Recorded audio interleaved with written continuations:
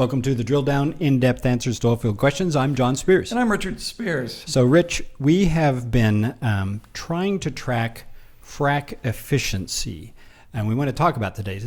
It's sort of a deep dive into the world of frac efficiency. And the reason we're interested is because we all know that the most common measure of fracking activity are the crew counts that are available from various sources, right? It's kind of the barometer of the industry, just like the Baker Hughes rig count. There you go, right. You look at the rig count, you look at the frac crew count.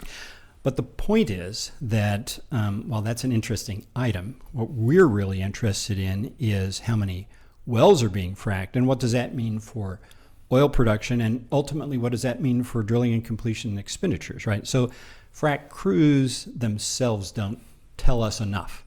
And so we try to make sense and guess and follow where frac efficiency, jobs per crew per month, frac stages per day, those kind of things, pounds of sand per foot, right. Each one of those things. Yeah. We've done this for decades.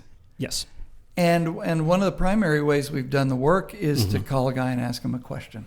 Yeah. So we have some examples today. You have some examples that show sort of how much of a challenge that process causes, how much of a challenge it is to take that kind of field level response and turn it into useful measures of overall activity, right? Yeah, and we're going to dedicate, and we're going to call this the McNamara Fallacy. So you can pause the podcast right now and go Google the McNamara Fallacy to go. I'll be right back. I'll be right. We'll wait. Oh, and by the way, today we're going to do a new puzzler. Oh, that's right. Yes, at the end. So once we get through with these numbers, we've got a new challenge. We have a test of ingenuity and knowledge. There you go. And if you can guess, be a good guesser. But anyway, here's what the McNamara Fallacy says. Oh, okay. And all I've done is I've just Wikipedia'd it, but it's right. It's close enough.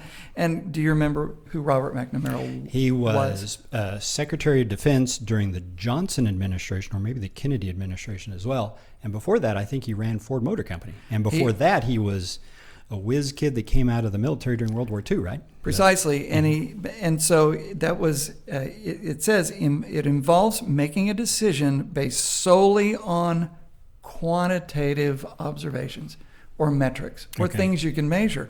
And so there was a guy who wrote a book. I can't pronounce his last name, so I'm just going to read what he said. He said, the first step is to measure whatever can be easily measured. This is okay as far as that goes. Sure.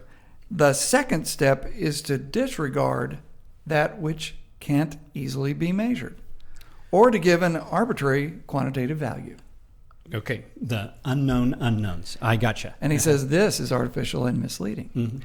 The third step is to presume that what can't be measured easily really isn't important. And this is the blindness. So the fourth step is to say that what can't be easily measured really doesn't exist. And that is suicide. And that's the McNamara Fallacy, because he was famous for just looking at the data and not sort of looking up to see what the environment was that was around there. I gotcha. So if you just focus on the data, or in our case, we do interviews, and what are the interviews saying? That's data coming in. But what if the people who we're talking to are looking at one part of the forest? Sure. Yes. And they're seeing the truth. They're seeing a tree there. They describe the tree in front of them. And that tree is perfectly fine, but they miss the fact that a mile away, the forest is on fire. And so you have to stick your head up occasionally and look around. Okay. So a few weeks ago, because we were wondering about frac efficiency, we thought it'd be helpful if we would reach out and talk to a few guys who are actually working on frac jobs right then. Sure. Because who better to ask? How has it changed over the past year? Right. Yeah, because I asked him a super simple question. And by the way, did you used to be a frac hand? I was like a junior frac hand. And did I used to be a frac hand? You used to be a frac hand. Yes, we did. So we know these guys and how they talk. Right. And we have cleaned up our language as a result of that. But I asked him a very simple question. Yep. On the job you're on today, how does that compare to a job you were on a year ago in terms of stages per day? Because I'm thinking, Because if you look at the math, last year, a year ago, it was, say, 6 stages a day for the industry as a whole. Per crew per day. Right. Yeah. Gotcha. Okay. And if you look at the math today, it looks more like 10 or 12. So it looks double. So what I'm looking for is voices to come back to me and say, their own version of double. Right. Can I read you a couple? Yeah, let's hear it. And I'm not going to say full names. Sure. But some guy, here's David. He's up in the Northeast. He said, a year ago, we were pumping 14 to 16 stages per day. Okay. So in my head, I'm thinking, all right, 25. Today, I'm pumping 3. It all depends on the customer. Okay. All right, here's another guy, Alfonso. Right. He was in the Permian. Okay. He said, 7 to 8 stages per day at a 13,000 psi, and this is in the Delaware Basin. So here's a guy who's doing 7 or 8 stages a day, and a year ago it was around 5 or 6. So here's a guy who's he's seen an improvement. Yeah, he does. Here's a guy in the Uinta Basin. Good luck finding that on a map. They've got dinosaur bones. Per day a year ago, 23 to 27. Today, 12 to 16. And did you see what he said? Why that is? New crew, new customer. Yes. 2 variables. 2 new variables, right? Yeah, at least, yes. Yeah, so he was actually half. Yeah. Here's another guy in the Permian Basin with a big frac company. Yeah. He said 10 plus stages now, depending upon downtime, but we're pumping 2 wells at the same time. So there's simul-fracking. Right. One frac crew with the fluid and saying going to 2 side by side, not sequentially side by side. So that's how do you do that one? Right. This is another guy who says the same thing. Depends on pump times and if you're doing multiple wells. And I've got another answer here. It says you can knock out 18 stages a day, but you can also get 2.5 stages a day if you're pumping 1 million pounds of proppant per stage, right? Yeah. A huge amount of proppant per stage. So yeah, it depends, and these guys are so focused on the job that's outside their window. Yes, right. So, but useful in that we can now begin to think of 4 or 5 different factors that impact this issue of frac efficiency, as they have said. All right, what's the first one? One is how many multiple wells at a time, or just a single well at a time, right? Pressure and rate. So are we pumping at 12,000 plus PSI or 8 or 9,000 PSI? Because that's huge difference. Yes, a tremendous difference in terms of efficiency and rate. So 100 barrels a minute or 60 barrels a minute or whatever, right? How many pounds of proppant are we putting away per stage, right? If I've got to do twice as much per stage as what you're doing, then it's going to take me probably about twice as long, right? Physics tells you that you can put about a pound of sand in a gallon of water. Yes. And there's other, you can get it thicker, you can get it thinner, but a pound of Which sand. is interesting because if you look back to the very first frac jobs back done in the 40s, it was a pound of sand per gallon of water. Because physics doesn't change. It hasn't. And so if you've got a 1 million pound frac stage, then you're going to be pumping 1 million pounds in 1 million gallons. And that's so it just takes a while. That will take a while. Final factors are crew experience and operator experience, right? So. Oh, right, because the operator has to be ready to do this. Yeah, we think of the operator. It might just be the personnel for the operator. His completion engineer, for example, how many jobs has he done like that right here? Maybe none, maybe 1,000. Or how about this? Yeah. These days, the frac service company no longer typically brings out the sand or the chemicals. So did the oil company do a good job about making sure that the sand folks are going to do their job and the chemical folks are going to do their job? Right. And let's not forget the water transfer people. Are they the best crew out there too? So, clearly a lot of factors go into this, and it almost gets to the point where we have to think about each and every one individually in order to build up what would be a defensible estimate of how frac efficiency has changed. So do you think these guys who, one of them, said essentially the answer that we were looking for? No. Do you think were they lying to us? No, absolutely not. They were telling us the strict truth because that's their experience. But if we had just surveyed it and walked out to our clients with the survey of these frac guys in the field today, because who's got more veracity, who's got more truthfulness than I'm working on a well today, is what our experience is. you would say almost the opposite of what the environment actually is. No, that's absolutely true. And so there's a lot of art between the answers we're given, but it's absolutely clear. Back to the point about the McNamara fallacy, it's a question of what's the environment you're in, and do you understand all those variables? Just because you can't measure some doesn't mean it's not important to know those.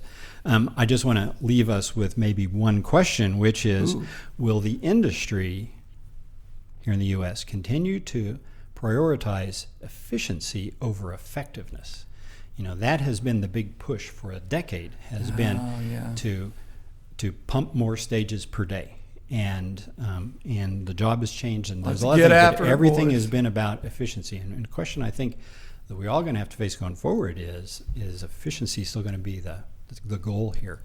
Will there be more of an emphasis perhaps on effectiveness and getting maximum production from the well, over a longer period of time, something like that. Draining a higher percentage of the reservoir, that kind of thing. Which would be effectiveness. That's absolutely. But you'll remember with great fondness how we spent the 90s, you and me. What failed nation state did we spend a lot of that time? There you go. We went to this old Soviet Union, Russia, a few times, and it was a classic example of how their industry, the oil industry over there, had emphasized efficiency, certainly measures of activity, and not necessarily what the output was. So it was a process-driven business rather than an outcomes-driven business. The drilling guys got paid based upon the number of meters of hole they could drill. Right. It had nothing to do with the amount of oil or gas or water or in zone that they could produce. Right. And they were paid for meters of hole. Heard stories about how all the wells got drilled along the road that they took out to the well site, not necessarily over the structure, that kind of thing. You're going to pay me for efficiency. So that's a question. I think that's just something here in the U.S. will be, especially as we move to less and less productive acreage. Right. We've drilled the best areas for the most part. We're going to be moving to more outside core, and the question will be then, how might we most optimize recovery from those wells? So that's been our topic for the day, and something leave you something to think about. How about the other something to think about? Which is the puzzler. We have the puzzler. Let's hear it. So here's the puzzler, and as usual, our puzzlers are about our lives. Yes. Because we were trapped in the 3-story building the other day, and with the rain coming down. This is a COVID-related. Let's hear it. One. All right, so here you go. During this period of COVID, I've spent a lot of quarantine time at home eating. So my wife, who's way more disciplined than me, decided for us that we've got to get back in shape and lose a little weight. I'm with you so far. In her case, that was 2 pounds, and in my case, that was 20 pounds. Okay. So we do a variety of exercises, but one of our favorites is walking, and we always walk together. Okay, yes. So the other day, we were walking side by side for exactly an hour, and at the end, I exclaimed to my wife, "Wow, that was an excellent workout. I'll bet I walked 4 miles." And she looked at me lovingly, I would point out, and said, "Oh, I'm sure I walked much further, 5 or 6 miles." Ooh, okay. So here's my question. Yes. How can both answers be true? Oh, an excellent. So today's puzzler is it's partly marital bliss, but a lot of it is logicking your way. Oh boy! Into an answer. Anyway, if you think you know your answer, if you think you know the answer to the puzzler, email it to drilldownshow@gmail.com, and next week we will read the answer picked at random from the thousands of right answers that will be emailed to us. I can hardly wait for a week to go by. I think so. Anyway, thanks so much for listening. This has been The Drill Down. I'm John Spears. And I'm Richard Spears.